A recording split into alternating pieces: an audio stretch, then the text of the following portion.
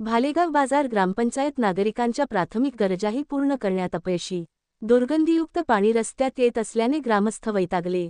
खामगाव तालुक्यातील भालेगाव बाजार ग्रामपंचायतचा भोंगळ कारभार पुन्हा एकदा चव्हाट्यावर आला आहे। वारंवार तोंडी तक्रार करूनही नाले सफाई होत नसल्याने ग्रामस्थांनी ग्रामपंचायतला लेखी तक्रार दिली आहे। भालेगाव बाजार प्रति पंढरपूर म्हणून ओळखल्या जाते, परंतु ग्रामपंचायतच्या ढिसाळ कारभारामुळे नावाजलेल्या प्रति पंढरपुराचे नाव खराब होत आहे।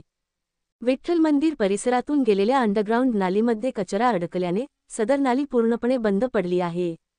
सदरची नाली बंद झाल्यानंतर नालीतील खराब, अतिशय दुर्गंधी असलेले दूषित पाणी बाजूलाच राहत असलेल्या नागरिकांच्या अंगणातून तर वाहतच आहेच, परंतु जवळ असलेल्या पवित्र अशा विठ्ठल मंदिराच्या परिसरात सुद्धा हे पाणी थांबल्याने श्रद्धाळूंना मंदिराकडे दर्शनाला जाताना त्रास होत आहे। या सदर प्रकरणाची तोंडी तक्रार अनेकदा ग्रामपंचायतकडे केल्यानंतर सुद्धा ग्रामपंचायतने याकडे साफ दुर्लक्ष केले। सदर नालीतील दुर्गंधीयुक्त, खराब आणि दूषित पाणी हे शेजारी राहणाऱ्या नागरिकांच्या अंगणातून वाहत असल्याने नालीतील केरकचरा, महिला पुरुषांनी वापरलेल्या घाण वस्तू अंगणात वाहून येत असल्याने त्याचा विपरीत परिणाम हा नागरिकांच्या आरोग्यावर होत आहे।